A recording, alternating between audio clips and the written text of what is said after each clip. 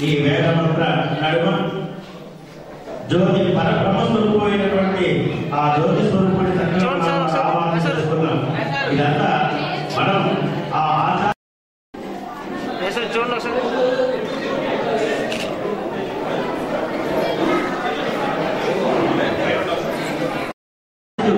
అవి సాధించడానికి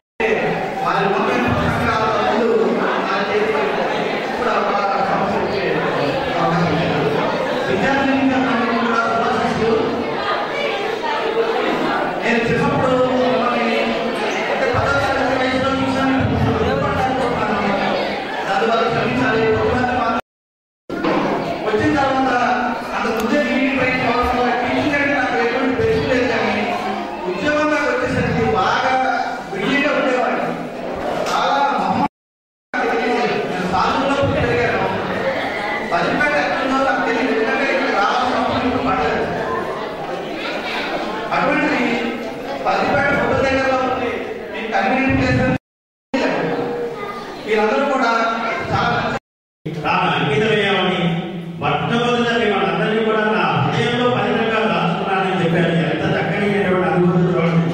మీరందరూ కూడా ఎంతో చక్కలు. ఎందువల్లంటే ఉపాధ్యాయుడు వృక్షమైతే ఆ వృక్షానికి పూర్వం ఉపాధ్యాయుడు అయితే ఆ విస్తరించినటువంటి శాఖలు అంటే ఆ పొమ్మని మీ అందరూ కూడా ఉపాధ్యాయుడు మొదలుగా అక్కడే ఉంటాడు. విస్తరించేటువంటి ఆ విధానంలో ఆ మొదలని కూడా ఎంత విస్తృతంగా ఉంటే ఆ మొదలు అబ్బా నా మొదలు ఎంత చక్కగా ఎంత సుదీర్ఘంగా వ్యాప్తంగా అని చెప్పి ఆ చెట్టు ఎలా ఆనందపడుతుందో అలాగే ఉపాధ్యాయుడు కూడా తన శిష్యుడు అత్యున్నతమైనటువంటి స్థాయికి ఎదుగుతూ ఉంటే చూసి ఆనందించేవాడు. వాడు నా శిష్యుడు నా దగ్గర నా చదువుకున్నాడని చెప్పేటువంటి ఒక గర్వంగా చెప్పుకునేటువంటి వ్యక్తి అంటే ఉపాధ్యాయుడు. కనుక అటువంటి తన యొక్క చక్కని అనుభూతులు చెప్పారు. రెండవ విషయం ఏంటంటే తన జన్మలను ముందుగా పెంచాలన్నారు. కానీ ఆ అడుగుల ముందుగా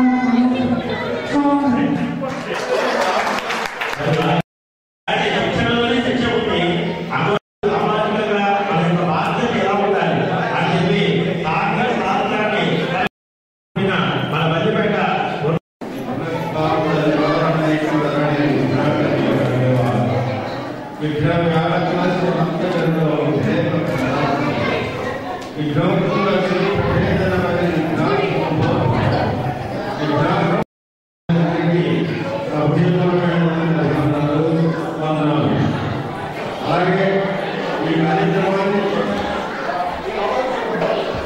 కార్యక్రమాన్ని ఇంకా నిర్విఘ్నంగా నిర్వహించినటువంటి మా పూర్వ విద్యార్థులకి నా హృదయపూర్వకమైనటువంటి ఆశీర్వాదాలు.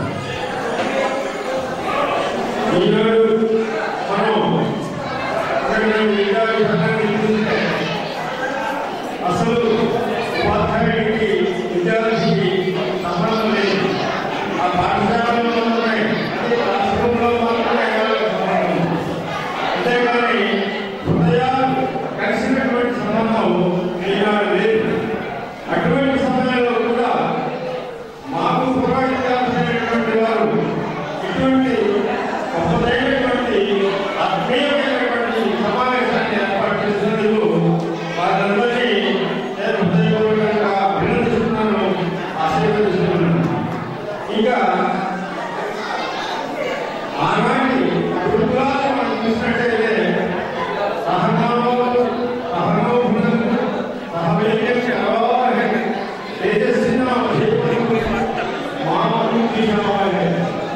అంటే సురక్షితమైనటువంటి మమ్మల్ని మా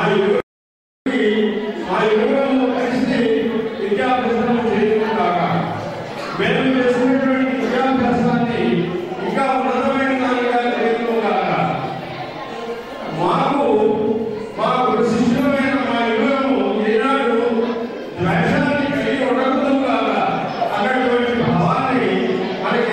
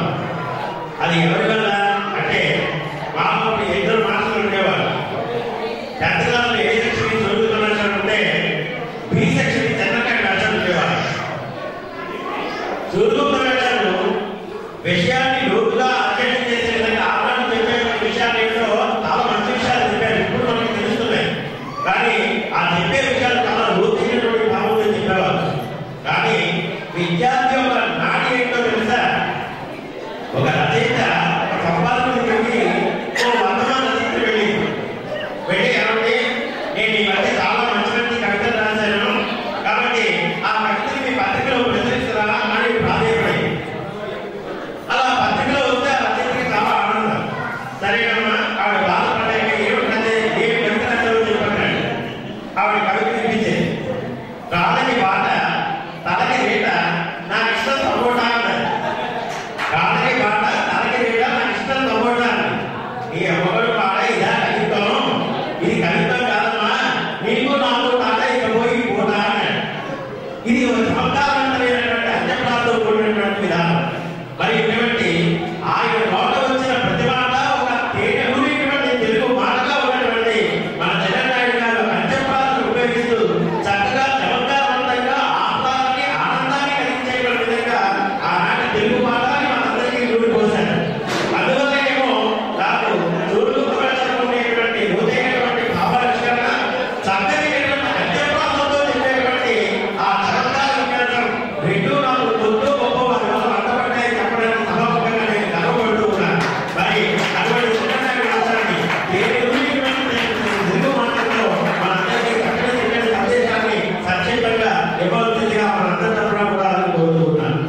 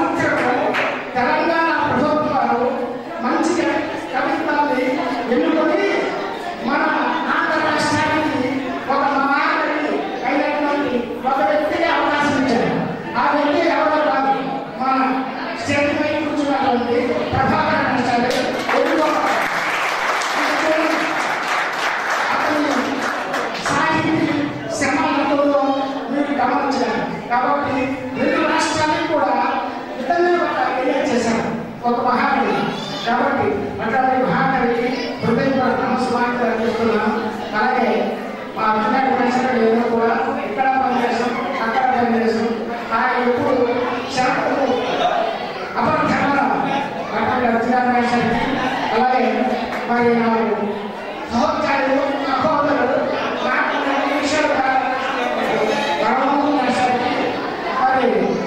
కైలాసనం సమానమైనటువంటి